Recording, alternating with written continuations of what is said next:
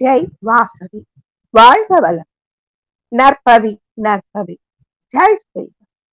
ஓம் come கணபதயே நமஹ.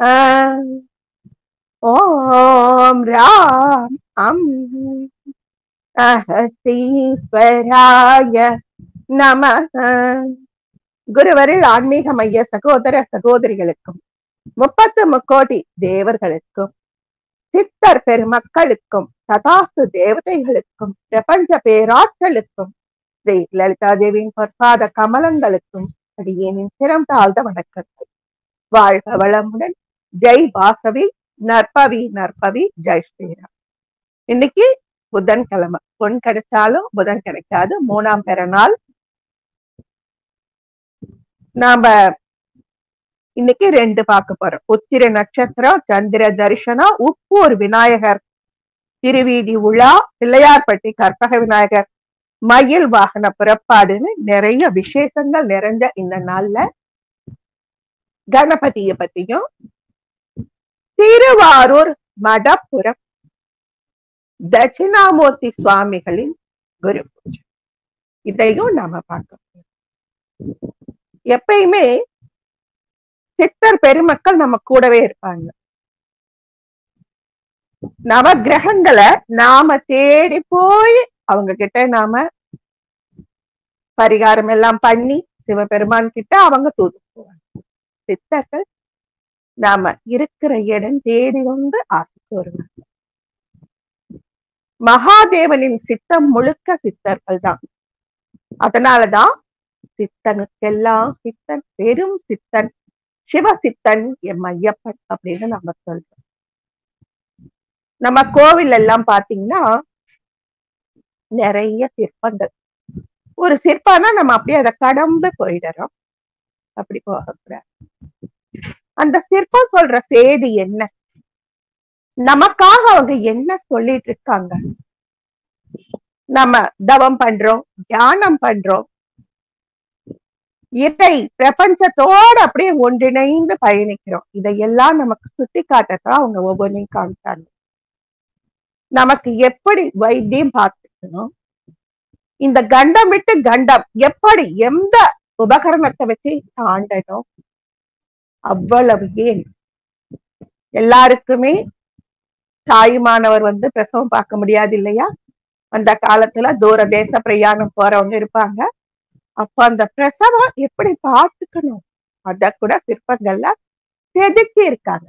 அறிவின் தெளிவின் கண்ணோட்டத்துல நாம பார்க்க வேண்டிய விஷயம் இது. முதல்ல நாம விநாயகரை பார்க்கலாம். இடர்கள் முழுவதும் எவன் அருளால் எரி வீழும் பஞ்சனமாயும் தொடரும் உயிர்கள் எவன் அருளால் சுரர்வாழ் பதியும் உறச் செய்யும் கடவுள் முதலோர் ஊரின்றி கருமம் எவனால் முடிவுறும் அத்தடவு மறுப்பு கணபதி பொன் சரணம் சரணம் அடைகின்றோம். கணபதி காரிசித்தி மாலையில இது 3வது பாசுரம். முத்து மாதிரி நகைகளால அலங்கரிச்சு முத்து வர்ண ஆடை ஆபரணம் செஞ்சு போட்டு எருக்கன் இலையாலும் வெள்ளெருக்கன் பூவாலும் மனசுல அலங்காரம் பண்ணி குட்டி குட்டி மோதகங்களை படைச்சு கும்பிட வேண்டிய ஸ்லோகம் இது. அடியேன் செய்யறது அது அப்படி உங்களுக்கு சொல்றேன். நமக்கு ஏதாவது கஷ்டம் வந்தா நம்ம கூப்பிடணும்னு கூட அர்த்தம் கிடையாதாங்க. நமக்கு கஷ்டம்னு வர்றதே கர்மா தீரதான். கர்மா தீர்ந்துச்சுன்னா அதுக்கப்புறம் கஷ்டம் வராது. அந்த எவன் அருளால அந்த துயரம் எல்லாம் தீலப்பட்ட பஞ்சு மாதிரி. தீலப்பட்ட பஞ்சுக்கு ஏதாவது அடையாளம் இருக்குமா? நம்ம நெருப்புல எதை போட்டாலும் அதுக்கு ஒரு அடையாளம் இருக்கும். பஞ்ச போட்டு பாருங்க, அடையாளம் இருக்காது. அந்த பஞ்சன மாயும் கணபதியின் பாத கமலங்களை தொடரும் உயிர்கள் எவன் அருளால் துறர்வாள் பதியும் உறச் செய்யும். அவரை விடாம அவர் பொற்பாத கமலங்களை பிடிச்சுக்கிட்டே இருந்தா வர்க்கலோக பதவியும் கிடைக்குமா. பூமியில் இருக்கிற மானுடர்கள் மட்டுமல்ல, 14 லோகவாசிகளுக்கும் கடவுளுக்கும் கூட ஊரின்றி கருமம் எவனால் முடிவரும். எந்த துன்பமும் கொடுக்காம அவங்க கருமத்தை தீர்த்துருவாராம். அத்தடவு மறுப்பு கணபதி பொன் சரணம் சரணம் அடைக்கின்றோம். மூர்த்தியாகி தலமாகி முன்னீர் கங்கை முதலான தீர்த்தமாகி அறிந்தறியா திறத்தினாலும் உயிர்க்கு நலமார்த்தி நாளும் அறியாமை அகற்றி அறிவிப்பான் எவனோ அப்போர்த்த கருணை கணபதியை புகழ்ந்து சரணமடைகின்றோம். பவளமல்லி பூக்களால் அலங்காரம் பண்ணி செந்தூர வர்ண ஆடை உடுத்தி பவளங்கள் மாதிரி ஜொலிக்கிற மாதுளை முத்துக்களை நைவேத்தியம் பண்ணி இந்த பாசுரம் சொல்ல. இன்னைக்கு அன்னைக்கு 2 பாசுரம், இன்னைக்கு 2 பாசுரம் பார்த்துட்டோம். 4 பாசுரம், இன்னும் 5 பாசுரம் இருக்கு. நாம அன்னைக்கு விநாயகருக்கு என்ன பொருளை வச்சு பூஜை பண்ணலாம், என்ன பத்திரங்களை வச்சு பூஜை பண்ணலாம் அப்படின்னு சொல்றோம் அன்னைக்கு. இன்னைக்கு விநாயகரோட கதைகளை கொஞ்சம் பார்த்துட்டு, ரொம்ப பக்தி அந்த ஊர்ல இருக்கிறவங்களுக்கு, ரொம்ப பக்தி. முழு முதல்வனுக்குத்தான் முதல் மரியாதை.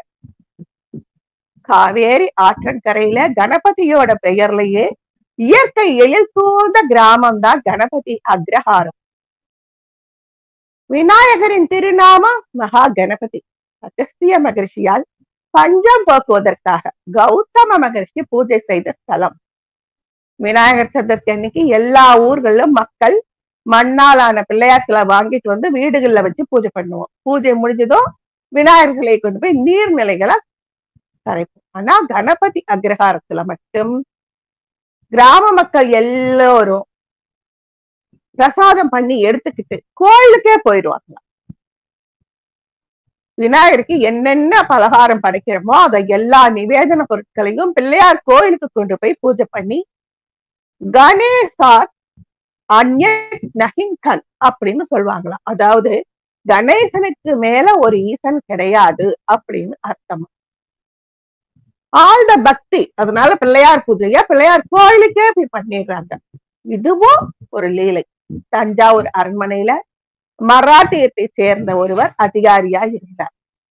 அவங்க எல்லாம் பேஷ்வா அப்படின்னு ஒரு சொல்லுவாங்க. அவங்கள பேஷ்வான்னு பட்டம் கொடுத்திருப்பாங்க. அவர் இங்க வந்தார். நம்ம தஞ்சை விஜயநகர மன்னர்களாலும் ஆளப்பட்டது, ராபர்ட் கிளைவாலும் ஆளப்பட்டது. அது மாதிரி எத்தனையோ பேர் வந்து ஆட்சி புரிஞ்சாங்க. அப்படி விஜயநகர மன்னர் காலத்துல மராட்டியத்திலிருந்து ஒரு அதிகாரி அங்க வந்து பேஷ்வாவா இருந்தார். அவரு அந்த பிரதேசம் அவங்க வீட்டுல செய்யற வழக்கப்படி பிள்ளையார் சிலையை வச்சு பூஜை பண்றதுக்காக நிவேதன பொருட்களை தாம்பாளத்துல வச்சுக்கிட்டு வீட்டுக்குள்ளார போய் பார்த்தாராம். பார்த்தா தாம்பூலம் முழுக்க தேலா இருந்ததாம்.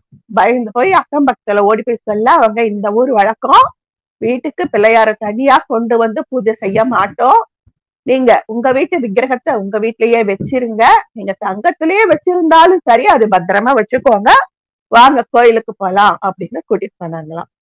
அதனால அதுக்கப்புறம் யாருமே துணிஞ்சு வீட்டுல விநாயகர் சதுர்த்திய கொண்டாடுறது இல்ல. அவர் என்னென்ன ஒரு பேஷ்வான்னா ஒரு அதிகாரின்னா நிறைய நைவேத்திய பொருட்களை செஞ்சிருப்பாரு. எல்லாத்தையும் கொண்டு போய் கோயிலுக்கு ஒப்படைச்சிட்டு நாம எப்படி கொண்டாடுறோமோ அதே மாதிரி கணபதி அக்ரஹார கிராம மக்கள் விநாயகர் சதுர்த்தி விழாவை நம்ம வீட்டு விழா. நம்ம மீனாட்சிக்கு கல்யாணம்னா சொக்கன்னு மீனால நினைச்சு சந்தோஷப்படுறோம். ராமருக்கு கல்யாணம்னா சீதாராமனுக்கு கல்யாணம், ராதாகிருஷ்ண கல்யாணம் ராதாகிருஷ்ண கல்யாணம். எப்படி நாம நம்ம வீட்டை விசேஷமா கொண்டாடுறோமோ அப்படி விநாயக சதுர்த்திய, விநாயக ஜெயந்திய, விநாயகர் அவதரித்த நாள அவ்வளவு சந்தோஷமா அவங்க கும்பிடுவாங்களாம். இந்த விநாயகர் ரொம்பவும் குறும்புங்க, கொஞ்சம் ரொம்ப குறும்பு. இவ்வளவு குறும்புன்னு இல்ல அவ்வளவு குறும்புன்னு இல்ல, கொஞ்சம் குறும்பு அதிகம் தான். குறுக்குறுன்னு தான் பாப்பார். அடுத்த நிமிஷம் என்ன குறும்பு பண்றதுன்னே அவருக்கு தெரியாது, அவ்வளவு குறும்பு பண்ணுவார். ஏதாச்சும் பண்ணிக்கிட்டே இருக்கானே சொல்லி பார்வதி தேவி ஒரு இடத்துல உட்கார வச்சு மோதகங்களை கொடுத்து விளையாடு சாப்பிடு அப்படின்னு விளையாட்டு சாமான்களை போட்டுட்டு போயிட்டாங்களாம். சரின்னு சொல்லிட்டு பிள்ளையாரு உட்கார்ந்து விளையாடிட்டு இருக்காங்க. அப்போ கீழ இருந்து அபயம் கணேசா அபயம்னு கேட்டதும், இவரே பால கணபதி, அபயம் கணேசா அபயம்னு குரல் கேட்க மேலாகத்துல இருந்து கீழாகத்துக்கு கொஞ்சம் எட்டி பார்த்தாரு. நாட்டுல நிறைய பஞ்சம். பெருமானுக்கு ரொம்ப மனசு சங்கடமாய் போச்சு. நாம இங்க தங்கத்தால் ஆன விளையாட்டு பொருட்களை வச்சு விளையாடிக்கிட்டோம், மோதகத்தை சாப்பிட்டுட்டும் திருப்தியா விளையாடிட்டு இருக்கோம் மூஞ்சூரோட. கீழே இவங்க இவ்வளவு கஷ்டப்படுறாங்களே சொல்லிட்டு மாறு வேடம் தரித்து ஒரு அந்தன சிறுவன் மாதிரி போய், என்ன விசேஷம், ஏன் இப்படி சத்தம் போடுறீங்க அப்படின்னு கேட்டாங்களாம். எங்களுக்கு விவசாயம் செய்யறதுக்கு தண்ணி வேணும், ரொம்ப நாளா எங்களுக்கு தண்ணிய கிடைக்கலைங்க அப்படின்னு சொல்றாரு. என்ன பண்ணலாம்னு யோசிக்கிறார். அடியேன் அடிக்கடி சொல்வேன், திருமையத்தூர் லலிதா தேவியோட திரு வாக்கில் இருந்து 63 கோடி யோகினிகள் உற்பவித்தார்கள். அவங்க சொன்ன மந்திர பீஜங்களை ஹயக்ரீவர் வாங்கி அகஸ்தியர் கிட்ட கொடுத்தாரு. அகஸ்தியரும் அவர் மனைவி லோபாமுத்ரா தேவியும் நமக்காக அதை எளிமைப்படுத்தி ஸ்ரீ லலிதா சகஸ்ரநாமம் கொடுத்தார் அப்படின்னு சொல்லுவோம். லோபாமுத்ரா தேவி ஹாதி வித்யா அப்படிங்கிற ஒரு வித்தையை தேர்ந்தவங்களாம். ஸ்ரீ லலிதா பரமேஸ்வரியின் அத்தியந்த பக்தர். அவங்களுக்கு மிஞ்சின பக்தி ஸ்ரீ வித்யா உபாசகி இந்த உலகத்துல யாருமே கிடையாது. அந்த லோபாமுத்ரா தேவி ஒரு ராஜாவோட மகளா வளர்றாங்க. இவர் போய் அகஸ்தியரோட முன்னோர்கள் எல்லாம் நாரதர் போய் சொல்றாரு, அகஸ்தியா நீ பாட்டுக்கு இப்படி தெரிஞ்சிட்டு இருக்க, உன்னுடைய முன்னோர்கள் எல்லாம் நரகத்துல இருக்காங்க அப்படின்னு சொல்ல இவர் ஆச்சரியப்படுறாரு. நானே கடல்ல குடத்துல இருந்துதானே வந்தேன், எனக்கு எப்படி முன்னோர்கள் இருப்பாங்க? நீ சிவன் மைந்தன் தானே? ஆமா. சிவப்பு தத்துவம் எல்லா இடத்துலயும் நிறைஞ்சிருக்குதானே? ஆமா. அப்ப சிவ தத்துவம் எல்லா இடத்துலயும் இருக்கும் பொழுது உன்னுடைய முன்னோர்கள் நீ மட்டும்தான் குடத்துல இருந்து வந்தியா? உன்ன மாதிரி குடத்துல இருந்து வசிஷ்டரும் வந்திருக்காரு. எத்தனையோ ஜென்மாக்கள் குடத்துல இருந்து வந்தவங்க இருப்பாங்க இல்லையா? ஆமா. அந்த முன்னோர்கள் ரொம்ப அவஸ்தையா நரகத்துல தத்தளிச்சுட்டு இருக்காங்க, அவங்களுக்கு எள்ளும் தண்ணியும் விடு. எள்ளும் தண்ணி விடுறதா? நானே பிரம்மச்சாரி, நான் எங்க இருந்து விடுறது? உடனே சொல்றாரு நாரதர், நீ என்ன பண்றேன்னா ஒரு கல்யாணம் பண்ணிக்கோ அப்படிங்கவோ அவர் சிரிச்சிட்டார். என்னுடைய ரூபத்தை பார்த்து எவனாவது பொண்ணு தருவானா? பொண்ணு தருவானாங்கிறது வேற. நீ பொண்களை சேகரித்து கொண்டு போய் கவேர ராஜனுக்கு அன்பளிப்பு கொடுத்து கவேர ராஜகுமாரி கவேரியை நீ கல்யாணம் பண்ணிக்கோன்னு ஒரு சூப்பரான ஒரு ஐடியா சொல்லித்தர. இவரா நான் கல்யாணம் பண்ணிக்கணும் சொல்லி எல்லார்கிட்டையும் பொண்ணும் பொருளும் வேண்டிக்கிட்டு கவேர ராஜா மகாராஜாவோட அரண்மனைக்கு போய் பிச்சாண்டேகின்னு போறார். ரிஷிகள் எல்லாம் எதையும் பிச்சை வாங்கிதான் பழக்கம். வாங்க, என்ன வேணும், நாடு நகரம் ஆசனம் என்ன வேணும், நீங்க சிவனோட மூத்த பிள்ளை, உங்களால உலகத்துல இருக்க சித்தர்களுக்கு எல்லாம் தலைமை சித்தர் நீங்க தான் அப்படின்னு சொல்ல, நான் எந்த தட்சணம் கேட்டாலும் தருவியா அப்படின்னு கேட்க, சரி தரேன் கவேர மகாராஜா சொல்ல, உன் மகள் கவேரியை, அவ அப்ப பேரு காவேரி, கவேரை அப்படின்னு சொல்றாங்க, கவேரையை எனக்கு கல்யாணம் பண்ணி கொடு. ராஜா அப்படியே திகைச்சு போயிட்டார். முகமெல்லாம் சுருங்கி கட்டா குட்டையா தொப்பையா தாடி எல்லாம் வச்சுக்கிட்டு இந்த ஆளுக்கு என் பொண்ணை கொடுக்கறதா? என் பொண்ணு பாதனாக ஒரு அடி கூட எடுத்து வச்சதில்ல, உங்க கூட நான் எப்படி அனுப்ப அப்படின்னு சொல்ல, லோபாமுத்ரா உள்ள இருந்து வந்து, அப்பா இவரை கல்யாணம் பண்ணிக்கிறதுக்காகத்தான் நான் இந்த பூமியிலேயே பிறந்தேன், எனக்கு இவருக்கு கல்யாணம் பண்ணி வைங்க அப்படின்னு சொல்ல நாம ஒரு வகுப்பு எடுத்தோம். கவேரராஜன் மகள் லோபாமுத்ரைக்கும் அகஸ்தியருக்கும் எந்த பாறை மேல கல்யாணம் நடந்தது, எந்த மரத்துக்கு கீழே கல்யாணம் நடந்தது, அவங்களுடைய தோழி பெண்ணான மயில் என்ன பேரு எல்லாமே பார்த்தோம். இந்த இடத்துல சுருக்கமா இதை மட்டும் சொல்லிக்கலாம். கல்யாணம் பண்ணியாச்சு. அசுரர்கள் பயம் அதிகம். அதனால அவர் என்ன சொல்றாருன்னா, காவேரி நீ ஒண்ணு பண்ணு, அவள் அறியாத வித்தை கிடையாது, நீ என்னுடைய கமண்டலத்துக்குள்ள பாதுகாப்பா நீரின் வடிவுல இருந்தது. ஏன் சுவாமி அப்படி? இல்ல, எதிரில வர்ற எதிரிய என்னால அடிக்க முடியும், ஆனா நான் ஜீவஹிம்சை விரும்புறது இல்ல அப்படின்னு சொல்லவும், கணவன் கட்டளைக்கு கட்டுப்பட்டு கமண்டலத்துக்குள்ள காவேரி அம்மா போய் உட்கார்ந்துட்டாங்க. எதிரில நம்ம அந்தன சிறுவன் வரார். அகஸ்தியருக்கு ஒரு வருத்தம் போடுறார். சுத்தி முத்தி பாக்குறார். என்ன பாக்குற பாலகா? இல்ல, இந்த அத்வான காட்டுக்கு வந்துட்டு இருக்கீங்களா, என்ன தேடி வந்தீங்க? ஒண்ணு இல்ல, ஜபதபம் பண்ணணும், நதி தீரம் தேடுறேன், இங்கே அது நதி, நதியே இல்லையா, நதியே இல்லை இந்த சுத்து வட்டாரத்துல அப்படின்னு சொல்லவும் அவர் ஒரு மரத்தடியில உட்காந்து கமண்டலத்துல இருந்த தண்ணீரை எடுத்து ஜப தபம் எல்லாம் செய்யறாரு. அதை பார்த்த சிறுவன் சொல்றான், உங்க கமண்டலத்துல இவ்வளவு தண்ணி இருக்கா அப்படின்னு சொல்லி எட்டி பாக்குறா. அப்படி பாக்குறான், தொடாதுரா அப்படின்னு சொல்ல சிறுவன் பின்வாங்குறான். அதுக்கப்புறம் மறைந்திருந்து பாக்குறார் கணபதி.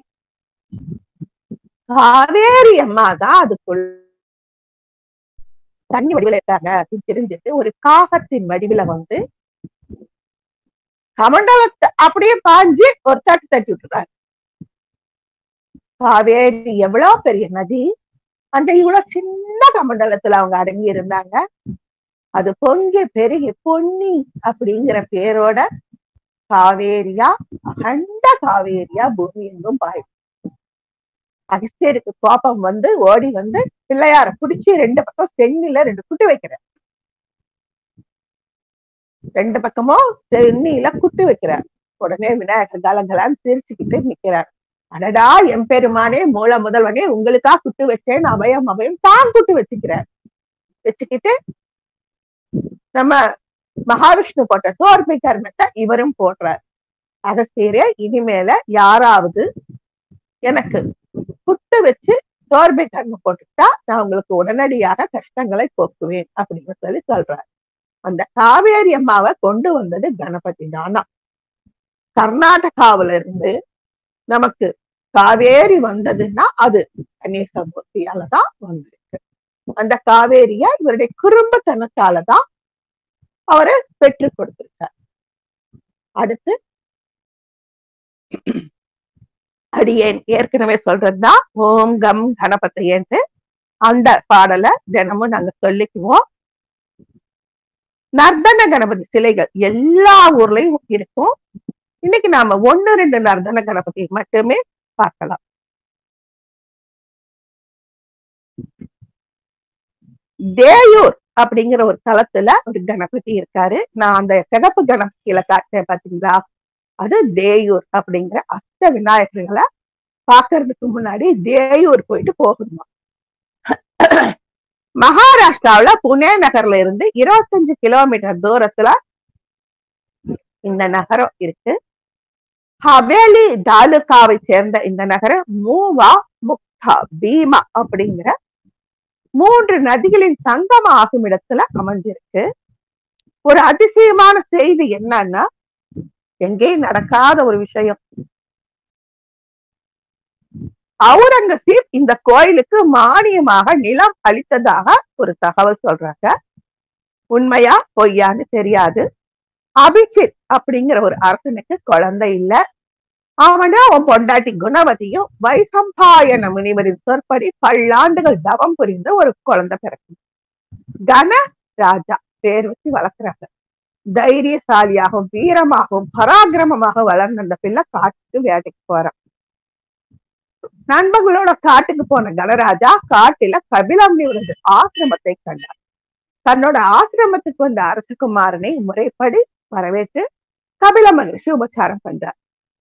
இந்த கபில மகரிஷி என்ன ஒரு காட்டுல வாழ்றவரு, காய் கனி இலை தலைதான் கொடுப்பார் அப்படின்னு நினைக்கிறார். அறுசுவை விருந்து படைத்தார் கபிலமுனி. விருந்து முடிந்து கிளம்பும் போது எங்க எப்படி இந்த விருந்து கிடைச்சது அப்படின்னு கேட்க, தன் கிட்ட இருக்கிற சிந்தாமணி ரத்தினத்தை காண்கிறார். நம்ம கிருஷ்ணரோட மணி பேரு சமந்தக மணி, இது சிந்தாமணி. இந்த சிந்தாமணி நம்முடைய உச்சி சிரசுல இருக்குதுங்க. நம்முடைய உச்சி சிரசுல சிந்தாமணி இருக்கு. எப்படி சிந்தைய ஒரு சனம் கூட எதிர்மறை எண்ணங்களால் தாக்காம குழந்தையிலிருந்து எதிர்மறை எண்ணங்கள் நம்மை தாக்கி இருக்க கூடாது. எதிர்மறை சொற்களை நம்ம பேசி இருக்க கூடாது. எதிர்மறை செயல்களை செய்திருக்க கூடாது. இப்ப எப்படி நாகசர்பம் யாரையும் கொத்தாம இருந்தா அதனுடைய விஷமானது கட்டியா மாறி மாணிக்கமா மாறும், இச்சாதாரி நாகமா மாறும்னு சொல்றாங்களோ, அது மாதிரி நம்முடைய உச்சி சிரசுல இருக்கிற அந்த சிந்தைனா அறிவு மணி மாதிரி திகழ்ந்து நம்ம உச்சி சிரசுல நம்ம பிராணன் தெரியறதுக்கு முன்னாடி கபால மோட்சம் ஆகுமா. சித்தர்களுக்கெல்லாம் கபால மோட்சம். அப்படி கபால மோட்சம் ஆகும் பொழுது சிந்தாமணி வெளிப்படுமா. தேவேந்திரன் கிட்ட ஒரு அபூர்வ சிந்தாமணி இருந்தது. அத கபிலர் கிட்ட கொடுத்து வச்சுக்கோங்கன்னு கொடுத்தாரு. அதனாலதான் யார் வந்தாலும் இதை வச்சு நான் என்ன கேட்டாலும் அது கொடுக்கும். அதனால அதை வச்சு உங்களை எல்லாம் உபச்சாரம் பண்ணேன்னு சொல்லவும் கனராஜன் யோசிக்கிறான். நீங்க காட்டுல வாழறீங்க, உங்களை தேடி யார் வரப்போறா, அது எனக்கு கொடுத்துருங்களே.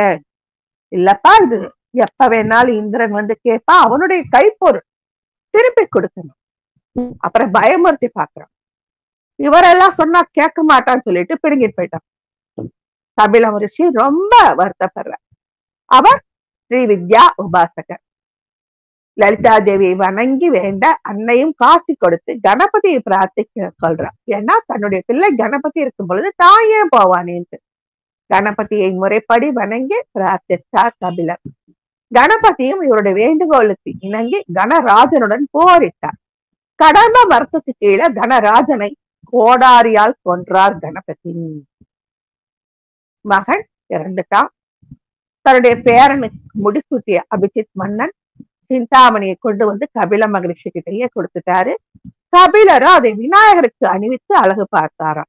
இதனால் சிந்தாமணி விநாயகர் என்ற பெயரும் பெற்று இந்த ஊரிலேயே கோயிலும் கொண்டார். இன்னொரு கதையும் சொல்றாங்க. கௌதம மகரிஷியோட மனைவியான அகலிகை இந்திரனிடம் ஏமாந்த கதை நமக்கு எல்லாருக்கும் தெரியும். அப்பொழுது பாவம் செய்த இந்திரனை பாவம் நீங்க விநாயகரை நோக்கி தவம் செய்யுமாறு கௌதமர் கூறினார். அந்த விநாயகர் தான் இந்த விநாயகர். அப்பொழுதுதான் சிந்தாமணி ரத்தினத்தை தேவேந்திரன் கணபதிக்கு பரிசளித்தான் அப்படின்னு சொல்றாங்க. இந்த விநாயகர் மகாராஷ்டிரத்தில் இருக்கிற பேஷ்வா குடும்பத்தை சேர்ந்த மாதவராவ் பெஷாவர் அப்படிங்கிற குடும்பத்தோட குல தெய்வம். இறக்கும் தருவாயில் கூட மாதவராவ் பெஷாவர் அவர்கள் கஜானன ஸ்தோத்திரம் கூறிக்கொண்டே உயிர் நீத்ததாகவும் சொல்றாங்க. நாம எப்படி கடைசி நேரத்துல வாயில துளசி தீர்த்தம் விட்டு ராமநாமா சொல்லு, நாராயணா சொல்லு, நமச்சிவாயா சொல்லுங்கிறவோ அங்க அவங்க கணபதி மந்திரத்தை சொல்லிக்கிட்டே உயிர் நீத்திருக்கிறார். கோயிலை கட்டிய தரணிகர் மகாராஜ தேவ் அவர்கள் குடும்பம் காட்டிலே நெடுங்காலம் தவம் செய்த மௌரிய கோஷாவி குடும்பம் அப்படின்னு சொல்றாங்க. இப்ப நாம நல்லா பேசுறோம் அப்படின்னா வள்ளுவன் வாக்கு அப்படின்னு சொல்றோம். ஒரு அம்மா நல்லா வைத்தியம் எல்லாம் சொன்னா பாட்டி வைத்தியம். அப்பை பிராட்டி மாதிரி அறிவுல தெளிவா இருக்காங்கிறோம். அது மாதிரி அவங்க ஊர்ல இப்படி சொல்றாங்க. இந்த மாதிரி ஒரு கணபதியோட கதை. இன்னொரு கணபதி கலசா கர்நாடக மாநிலத்துல சிக்மகளூர் மாவட்டத்துல இருக்கிற புனித தலம். இந்த தலத்தை சுற்றி வளைத்து பத்ரா நதி போகுது. கலசானா கும்பம். அந்த கலசத்திலிருந்து தோன்றிய அகஸ்தியரின் ஜன்மஸ்தானம் தான் இந்த கலசா. இந்த கலசா தீர்த்தம் இங்க வந்ததுக்கு காரணமே அகஸ்தியர் கும்பத்திலிருந்து தானே வந்தாரு. இந்த கும்பத்திலிருந்து வந்த அகஸ்தியர் நம்ம சிவபெருமானின் மூத்த மகன். அந்த காக்காவா தட்டி விட்டுட்டாரு இல்லையா, அதனால இந்த கோயிலுக்கு அவர் வெளிப்பட்டாராம். கணபதிய என்னால ஒண்ணும் செய்ய முடியல, அவருக்கு பணிந்து நான் கொடுத்துட்டேன் காவேரிய, எனக்கு இப்ப லோபாமுத்ரா வேணுமே அப்படின்னு சிவபெருமான் கிட்ட கேட்டாராம். அகத்தியரின் பத்தினி லோபாமுத்ரின் வளர்ப்பு தந்தையான விதர்ப தேசத்து மன்னர் கிருதா பிந்து கட்டிய கோயிலா. பிற்காலத்தில் கற்கள அரசு வம்சத்தை சேர்ந்த மன்னர்கள் திருப்பணி செய்ததாகவும் ஒரு குறிப்பு இருக்கு. சிவபெருமானோட பார்வதியோட கல்யாண வைபவத்தின் போது பூமி வடக்குல தாழ்ந்து தெற்குல உயரவும் சமநிலை தவறுச்சு இல்லையா. அப்ப சிவபெருமானின் உத்தரவின்படி தென் திசை நோக்கி புறப்பட்ட அகத்தியர் இந்த தலத்துலதான் சிவபெருமானின் திரு கல்யாண வைபவத்தை முதலில் தரிசித்ததா சொல்றாங்க. அதனால அவர் கேட்கிறார், சுவாமி உங்களுக்கு இப்ப கல்யாணம் ஆகுது, எனக்கு மனைவிக்கு நான் என்ன பண்றது அப்படின்னு கேட்க, நீ எப்ப காவேரியை நினைக்கிறாயோ, அவர் இல்லற சுகத்துக்காக கேட்கலீங்க, அவர் காவேரியை மணந்த காரணமே பித்ருக்களுக்கு திதி தர்ப்பணம் செய்ய துணை வேணும்தான். நீ எப்பப்பெல்லாம் காவேரியை கூப்பிடுறியோ லோபாமுத்ரா தேவி அப்ப உனக்கு தோன்றி துணையா இருப்பாள், நீ உன் கடமையை செய்யலான்னு சிவன் சொல்றாராம். காவேர மகாராஜா பொண்ணு, அகஸ்தியர் லோபாமுத்ரா. அதுதான் இந்த அகஸ்திய லோபாமுத்ரா கதை. நாம அடுத்து இன்னொரு கதை பார்க்க நேரம் இருக்குன்னு நினைக்கிறேன். ஒரு 2 நிமிஷம்.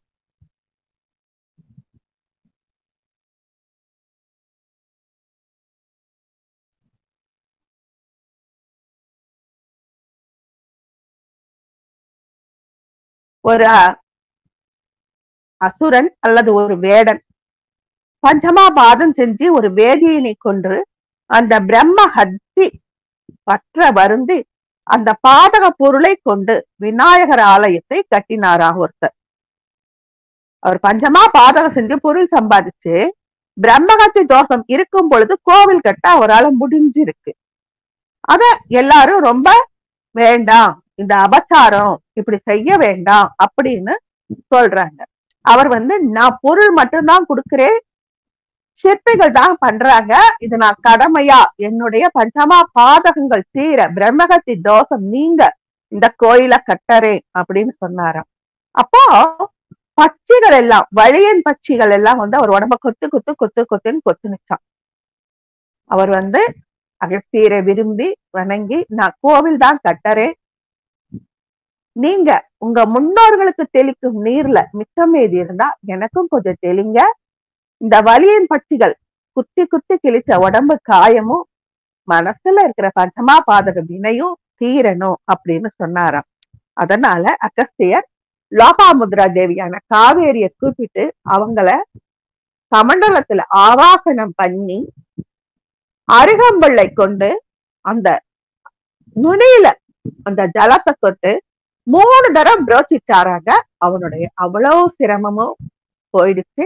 அவன் கோயில நல்ல விதமா கட்டி அவனே கும்பாபிஷேகமும் பண்ணானாம். அந்த ராஜா பேரு சோமகாந்தன். அவ்வளவு அழகு, சோமன் மாதிரி சோமகாந்தன்.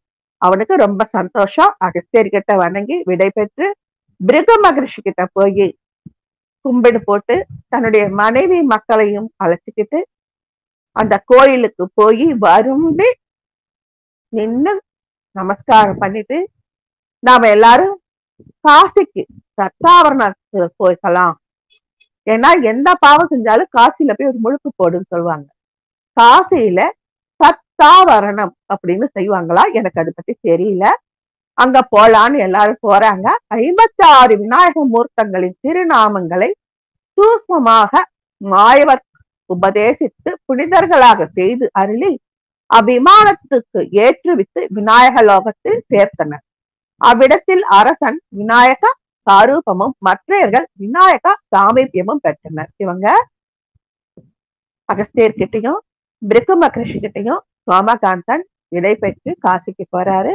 அங்கிருந்த முனிவர்கள் அவங்களை ஆசீர்வாதம் பண்ணி பூரணமாக கங்கா ஜலத்துல நீராடி காசிக்கு விஸ்வேஸ்வரன் வழிபட்டதுனால உனக்கு கணபதி சாம்ராஜ்யத்துல கணபதிக்கு பக்கத்துல இருக்கக்கூடிய பாக்கியம் கிடைக்கும் அப்படின்னு சொல்றாங்க. அரசனுக்கு விநாயக சாரூபம், மற்றவர்களுக்கு விநாயக சாமீபியம். சாரூபம்னா விநாயகர் மாதிரியே இருக்கிறது சாரூபம். சாமீபியம் அப்படின்னா சமீபமா இருந்துக்கலாம்.